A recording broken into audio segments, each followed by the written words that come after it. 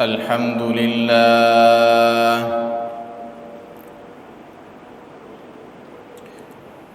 لله نحمده ونستعينه ونستغفره ونؤمن به ونتوكل عليه ونعوذ بالله من شرور أنفسنا ومن سيئات أعمالنا من يهده الله فلا مضل له ومن يضلله فلا هادي له ونشهد أن لا إله إلا الله وحده لا شريك له ونشهد أن سيدنا ومولانا محمدًا عبده ورسوله أما بعد فأعوذ بالله من الشيطان الرجيم بسم الله الرحمن الرحيم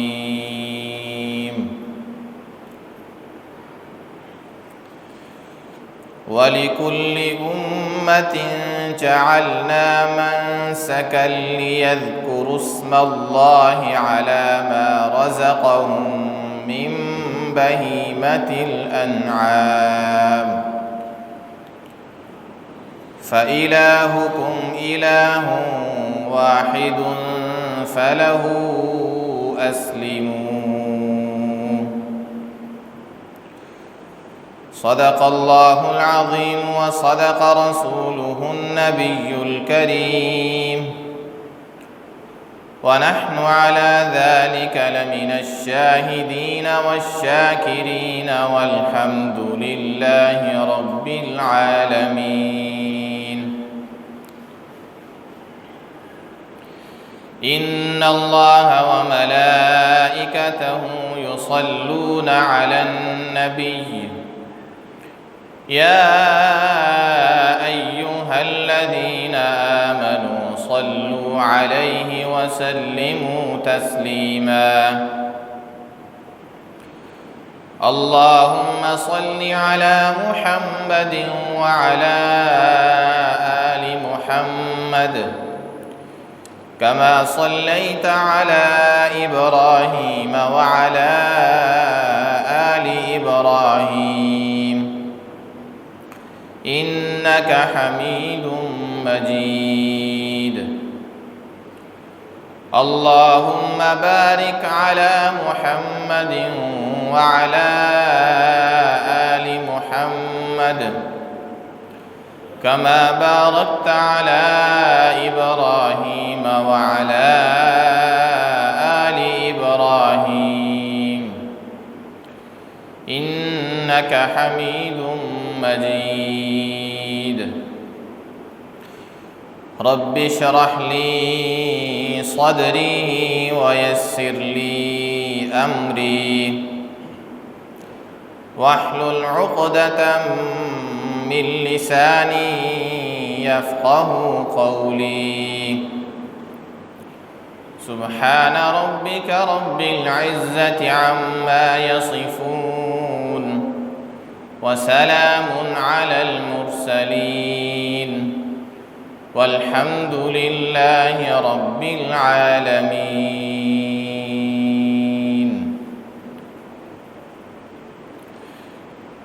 حضرات گرامی،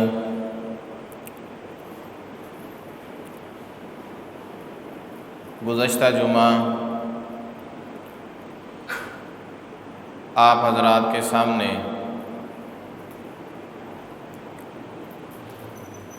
ذی الحجہ کے پہلے 10 دن ان کے بارے میں کچھ باتیں عرض کی گئی تھیں۔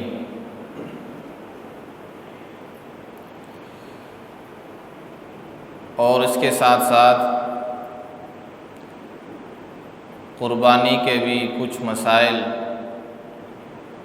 بیان کیے گئے تھے۔ ابھی اس وقت آپ کے سامنے دیگر قربانی کے مسائل کا تذکرہ کیا جائے گا۔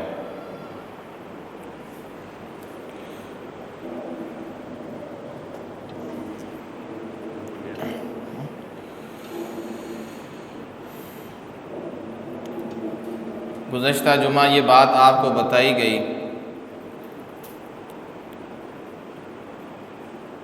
کہ قربانی کن جانوروں کی جا سکتی ہے اور ان جانوروں کی عمر کتنی ہونی چاہیے،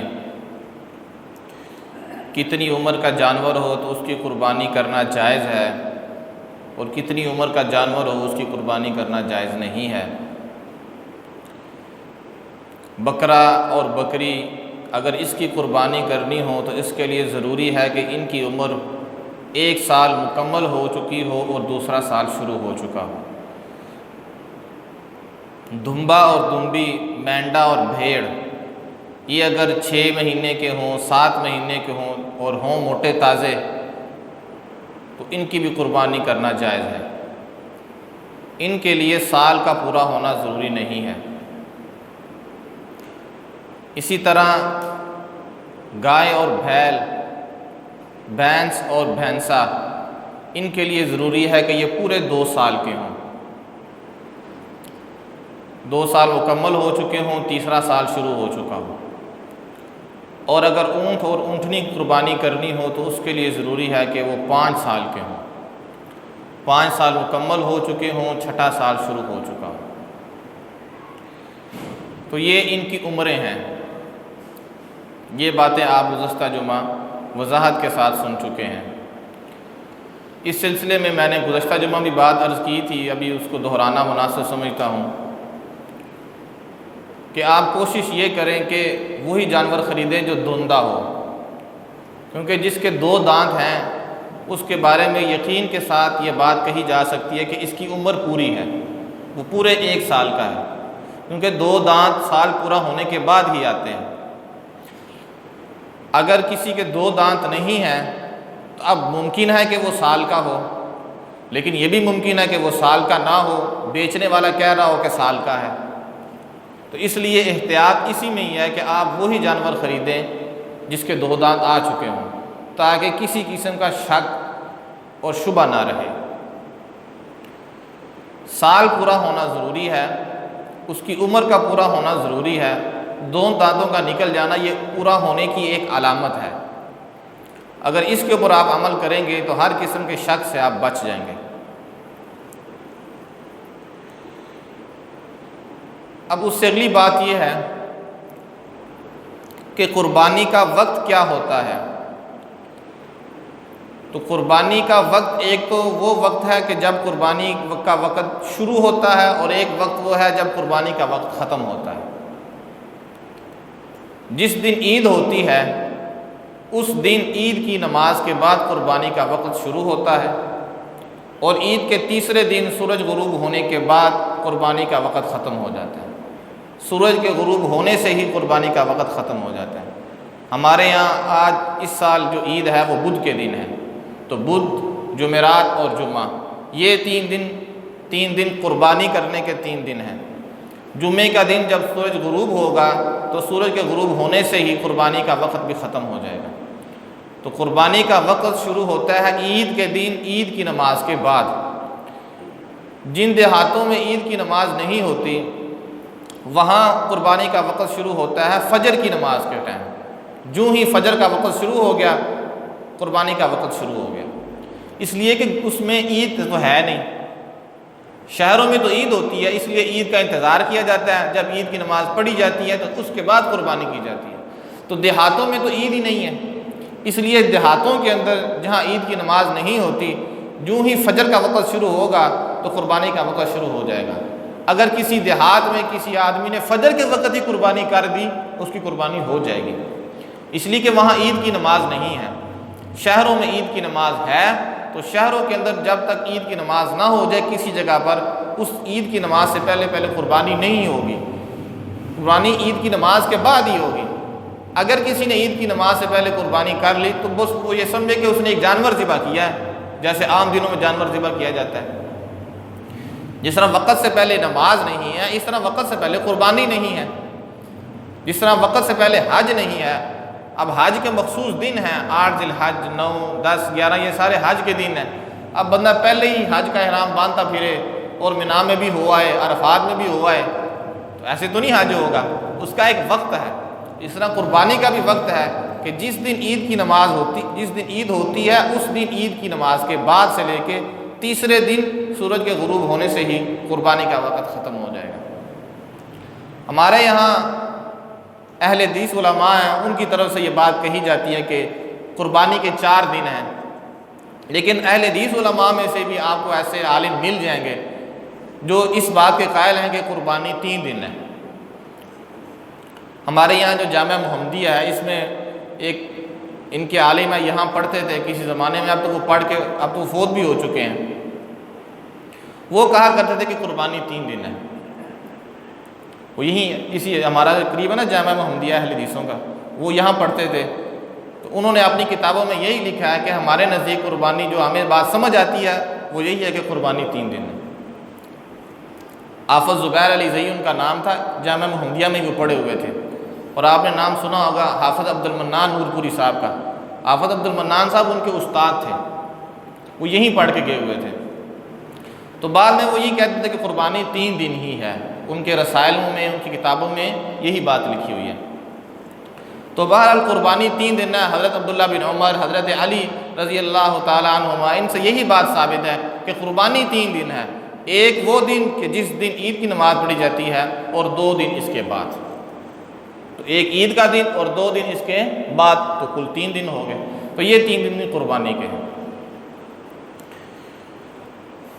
ہمارے یہاں جب لوگ جانور خریدنے جاتے ہیں تو بڑی چھان پھٹک کرتے ہیں، جانور کو دیکھتے ہیں، ہر طرف سے دیکھتے ہیں کہ یہ بالکل ٹھیک ہے۔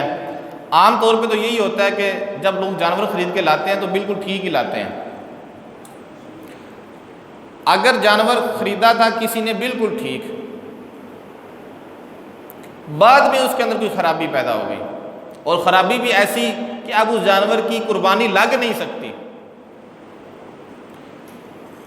خرابی بھی ایسی کہ اب جانور کی قربانی لگ نہیں سکتی، ایسا عیب اس کے اندر پیدا ہو گیا کہ اب اس کو جانور کی قربانی نہیں ہو سکتی۔ خریدا تو بالکل ٹھیک تھا، اب بعد میں آ کے ایسی خرابی پیدا ہو گئی ہے کہ اس جانور کی قربانی اب ہو نہیں سکتی۔ ایسی صورت میں بندہ کیا کر سکتا ہے؟ تو ایسی صورت میں بندہ یہی کر سکتا ہے کہ اگر وہ نہیں خرید سکتا ہے نیا جانور تو ضرور خریدے، اس جانور کی قربانی نہ کرے، اور اگر وہ نہیں خرید سکتا، اس کے اندر ہمت ہی اتنی تھی جتنا اس نے خرید لیا، تو اب اسی کو اللہ کی بارگاہ میں ذبح کر دے اور اللہ سے دعا کرے، یا اللہ جتنی میرے اندر ہمت تھی میں نے کر دیا، امید ہے اللہ اس کی قربانی کو قبول فرمائے گا۔ جو کر سکتا ہے وہ لے کے آئے، جو نہیں کر سکتا وہ پھر اس عیب دار جانور کی قربانی ہی اللہ کی راہ میں قربان کر دے۔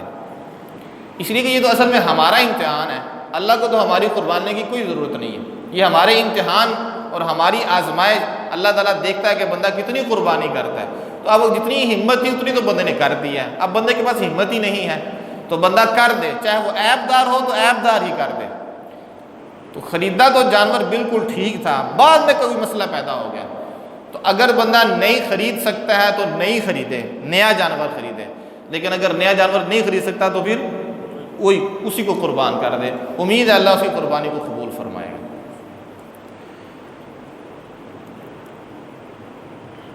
ہمارے یہاں چند سالوں سے ایک طریقہ بڑا رائج ہوتا چلا جا رہا ہے،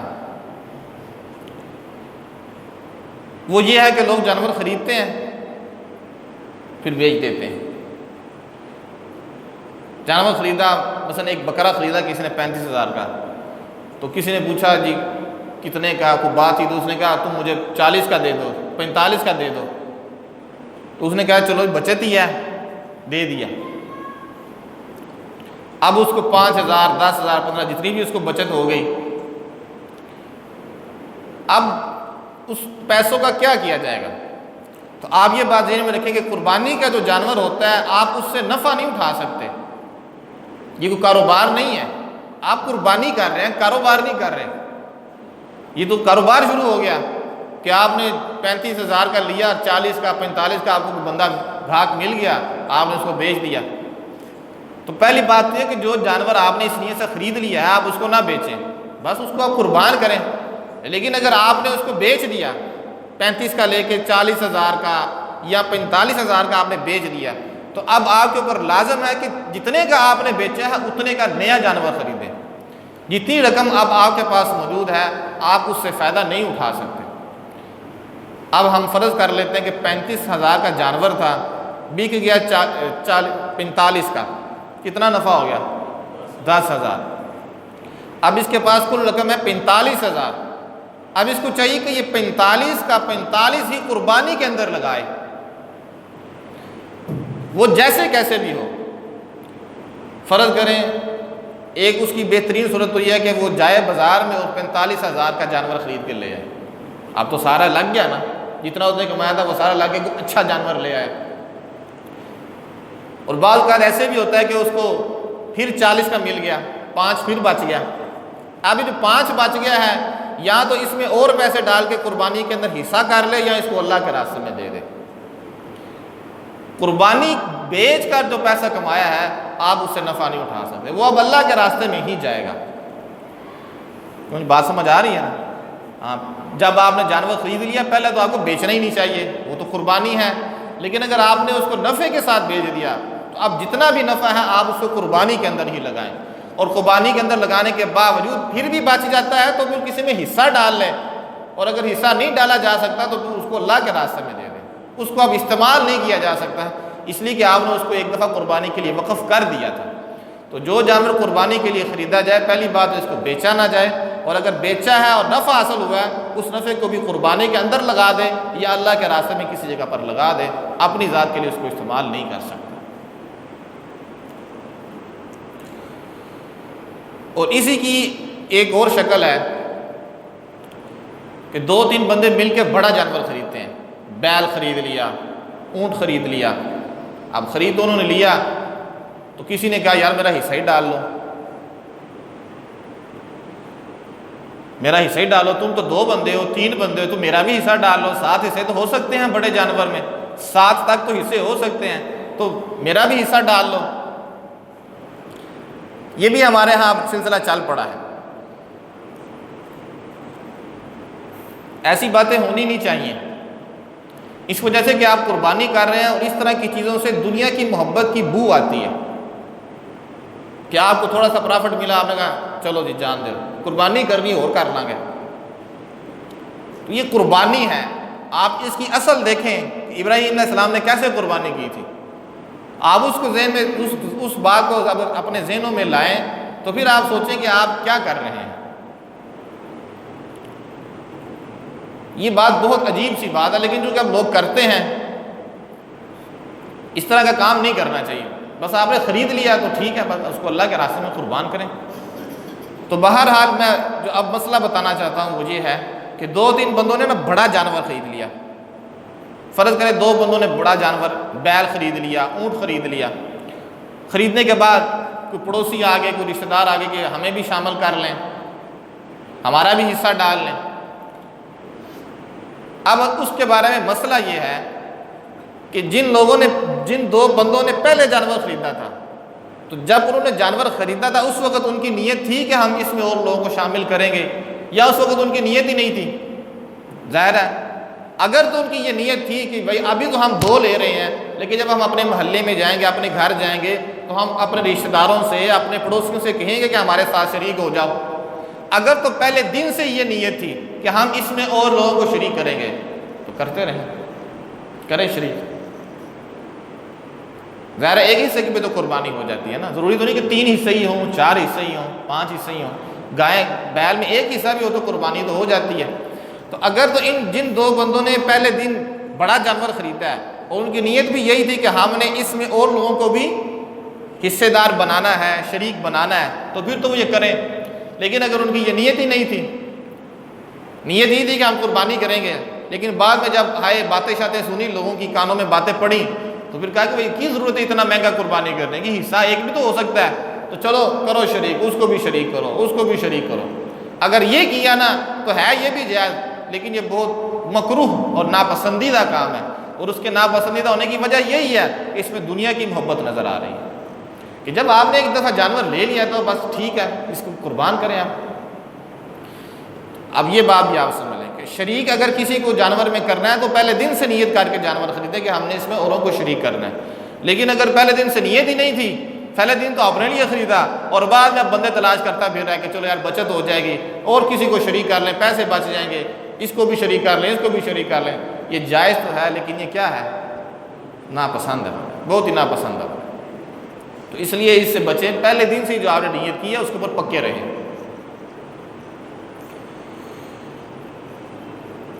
اسی طرح جب ہم قربانی کرتے ہیں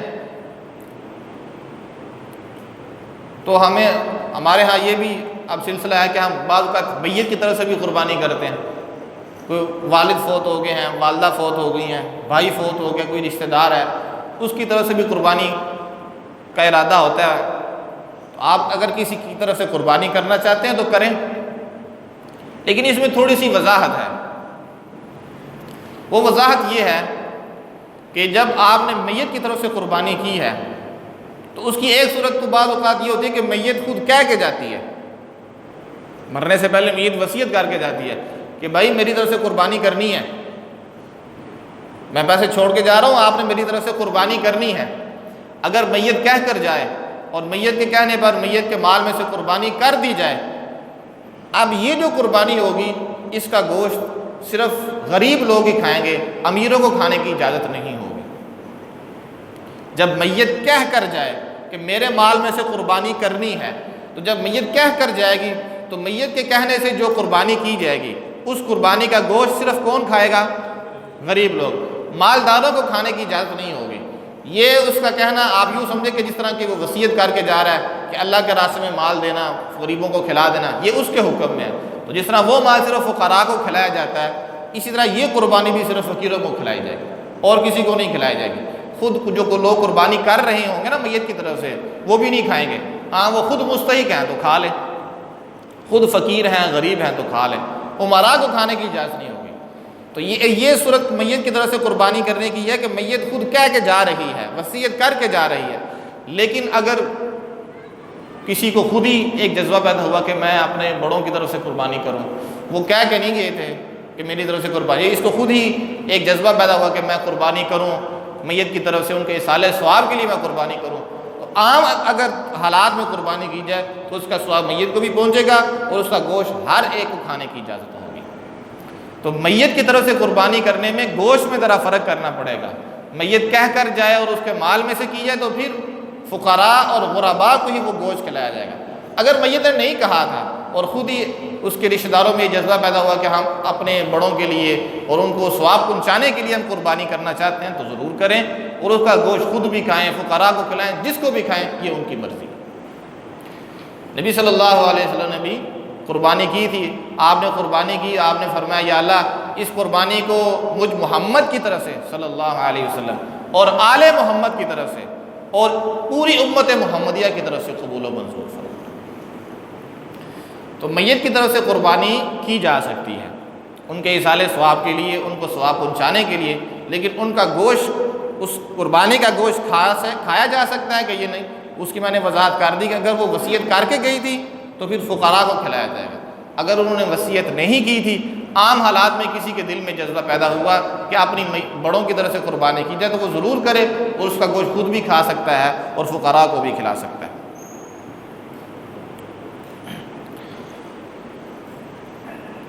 اگلی بات یہ ہے کہ قربانی جو ہے ہماری بڑی عید اس دفعہ بدھ کے دن آ رہی ہے، تقریباً 4-5 دن ابھی باقی ہیں۔ دیکھیں قربانی کر رہے ہیں نا ہم، قربانی کر رہے ہیں نا، تو اس میں قربانی نظر بھی آنی چاہیے، قربانی والا جذبہ نظر آنا چاہیے کہ جانور پہ چھری چلے نا تو وہ جانور پر نہ چلے، وہ آپ پہ چلے، آپ تڑپ اٹھیں، وہ چھری آپ کی گردن پر چلے، چال تو وہ رہی ہے نا جانور کے اوپر، لیکن حقیقت میں ایسی چھری ہونی چاہیے کہ جو ہمارے اوپر چلے اور ہم اس کو اس لیے برداشت کریں کہ یہ ہمارے رب کا حکم ہے۔ یہ ہوتی ہے قربانی۔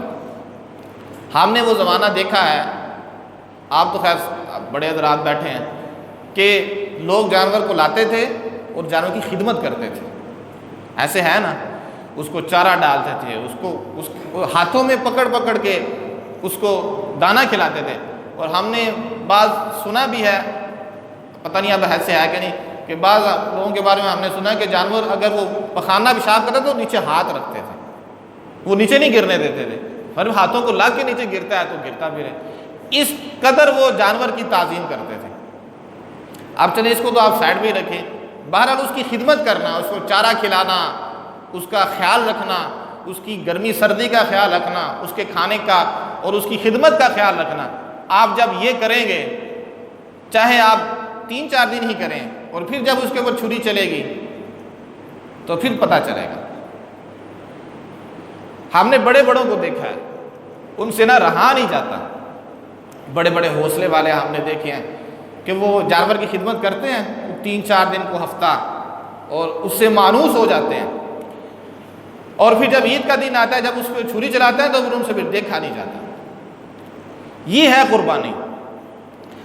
حضرت ابراہیم علیہ السلام کو اللہ تعالیٰ نے خواب دکھائی دی نا کہ اپنے بیٹے کی قربانی کرو، تو ابراہیم علیہ السلام کو اللہ نے بیٹا کب دیا تھا؟ بڑھاپے میں، 80 سال 90 سال کے قریب عمر ہو چکی تھی، اور ابراہیم علیہ السلام اللہ سے دعا کر رہے تھے، اللہ نے بیٹا دیا۔ اب بیٹا بھی ایک اور بیٹا بھی وہ جو بڑھاپے میں ملا ہے، اور پھر قرآن مجید کہتا ہے کہ جب وہ بیٹا دوڑنے کے قابل ہو گیا باپ کے ساتھ، فلما بلغ معه السعی، باپ کے ساتھ دوڑتا ہے، باپ کے ساتھ آتا جاتا ہے، کھیلتا ہے باپ کے ساتھ، تو ایسے وقت میں کہ ابراہیم بوڑھے تھے، ہم نے ان کو بڑھاپے میں اولاد دی، بیٹا دیا، اور بیٹا بھی اکلوتا بیٹا، اور بیٹے کا بھی وہ وقت کہ جب وہ کھیلنے کے دوڑنے کے قابل ہو گیا، اس وقت ہم نے ابراہیم کو کہا کر اس کی قربانی۔ ابراہیم علیہ السلام کو خواب بھی آئی تھی نا، اور نبی کا خواب برحق ہوتا ہے، اس میں شیطان کا عمل دخل نہیں ہوتا۔ نبیوں کے علاوہ باقیوں کا جو خواب ہے، غیر نبی کا جو خواب ہے، اس میں تو شیطان کا عمل دخل ہو سکتا ہے کہ وہ شیطان کی طرف سے ہے، یا انسان کے اپنے نفس کی طرف سے ہے، یا اللہ کی طرف سے ہی ہو، اس میں تو یہ احتمال ہوتا ہے۔ لیکن نبیوں کا خواب تو اللہ کی طرف سے ہی ہے، نبی کا خواب ایسے ہی ہوتا ہے جیسے وہی ہے۔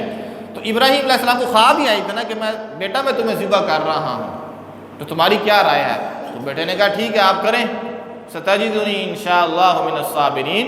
بیٹے نے تو کوئی دیری نہیں کی، یہ آپ کریں، جو اللہ نے آپ کو حکم دیا آپ کریں، میں انشاءاللہ صبر کرنے والا ہوں، آپ صبر کرنے والا مجھے پائیں گے۔ اب ان حالات میں جب ابراہیم علیہ السلام نے چھری چلائی ہوگی تو بتائیں اب کیا گزری ہو، اور وہ چھری چلتی بھی نہیں ہے، ابراہیم علیہ السلام زور لگا رہا ہے، وہ نہیں چل رہی۔ ممکن ہے، یہ ایک خیالات کی دنیا ہے، ممکن ہے کہ ابراہیم علیہ السلام نے کہا ہو کہ تو چلتی کیوں نہیں، تیرا کام تو چلانا ہے، چیر دینا ہے، تو کیوں نہیں چلتی؟ تو اس نے کہا ہوگا کہ آپ کو بھی تو آگ کے اندر پھینکا گیا تھا، تو وہ یاد نہیں کہ آگ نے نہیں آپ کو جلایا؟ ابراہیم علیہ السلام کو آگ کے اندر پھینکا گیا تھا نا، لیکن آگ نے جلایا تھا کہ نہیں جلایا تھا؟ نہیں جلایا تھا، ایک بال بھی ابراہیم علیہ السلام کا نہیں جلا تھا۔ تو اب آپ اس تصور کے ساتھ دیکھیں کہ یہ کتنی بڑی قربانی ہے کہ ابراہیم علیہ السلام اپنے اس بیٹے کی جو بڑھاپے میں دیا گیا، اور پھر ہے بھی ایک اکلوتا ہے، اور پھر عمر بھی اس کی وہ ہے کہ جب ابھی وہ دوڑنے کے قابل ہو گیا، تو اللہ تعالیٰ نے کہا اس کو ذبح کر دو۔ تو قربانی ایسی ہو کہ قربانی کے اوپر، جانور کے اوپر جو چھری چل رہی ہو وہ ایسی چھری چلے جو ہمارے اوپر چلے، تو پھر ہمیں صحیح معنوں میں پتہ چلے گا کہ قربانی ہوتی کیا ہے۔ تو اس لیے جب آپ نے جانور خریدنا ہے نا، تو کوشش یہ کریں یہ کوشش ہمت کریں کہ جانور پہلے خریدیں، 3 دن 4 دن، یا کوشش کریں کہ ابھی خریدیں، اس کی خدمت کریں، اس کو کھلائیں، اچھا پلائیں۔ جس طرح آپ اپنے بچوں کی خدمت کرتے ہیں، اس طرح آپ اس کی خدمت کریں کہ اس نے اللہ کے راہ میں قربان ہونا ہے، اس کی گردن کے اوپر اللہ کے راستے میں چھری چلنی ہے، آپ اس کی خدمت کریں۔ پھر جب خدمت کریں گے، پھر جب چھری چلے گی تو وہ چھری اس پہ بھی چلے گی اور خدمت کرنے والے پر بھی چلے گی۔ اس لیے کہ وہ مانوس ہو چکا ہوگا اس سے، وہ تو تڑپ اٹھے گا، وہ روئے گا، لیکن وہ صرف اس لیے برداشت کرے گا کہ یہ میرے رب کا حکم ہے۔ یہ ہے قربانی۔ تو آپ کوشش یہ کریں کہ آپ جانوروں کو پہلے ہی خریدیں تاکہ ان کی اچھی طرح سے خدمت کی جا سکے، وہ موٹے تازے ہوں اور آپ چلتے پھرتے ان کو دیکھیں، بچوں کو بھی ان کی خدمت پہ لگائیں، بچے بھی بڑی خوشی سے ان کی خدمت کرتے ہیں۔ تو یہ اس طرح کرنے سے قربانی کا ایک صحیح معنوں میں جو قربانی کا جذبہ ہے نا، وہ بھی انسان کے اندر پیدا ہوتا ہے کہ بھائی ہم اتنی محبوب چیز کو کہ جو ہم نے اپنے ہی پیسوں سے خریدی اور پھر ہم نے اس کی خدمت کی، اب جب کہ ہم اس سے مانوس ہو چکے ہیں، اب ہم اس کو اللہ کی راہ میں قربان کریں۔ تو یہ آخری بات تھی جو قربانی کے مسائل کے بارے میں میں نے آپ کو بتائی۔ مسائل جو تھے قربانی کے وہ اب تو ہیں بہت زیادہ، لیکن جتنے بتائے جا سکتے تھے، قربانی کا وقت ہے، قربانی کی جانور کی عمر ہے، پھر قربانی کے جانور کو بیچنا ہے، میت کی طرف سے قربانی کرنی ہے، یہ ساری باتیں میں نے آپ سے عرض کر دی ہیں۔ لیکن اس کے علاوہ بھی اگر کسی کو کوئی مسئلہ ہو، کوئی ایسی بات ہو جو بیان نہ کی جا سکی ہو، کوئی ایسا مسئلہ ہو کسی کے ذہن میں یا بعد میں کوئی مسئلہ پیش آ جائے، تو وہ پھر ہمیں بعد میں وہ مسئلہ پوچھ لے، انشاءاللہ ہم اس کی رہنمائی کریں گے۔ اللہ تعالیٰ سے دعا ہے کہ جتنے بھی مسلمان قربانی کریں، اللہ تعالیٰ سب کی قربانیوں کو قبول و منظور فرمائے۔ وما علینا الا البلاغ۔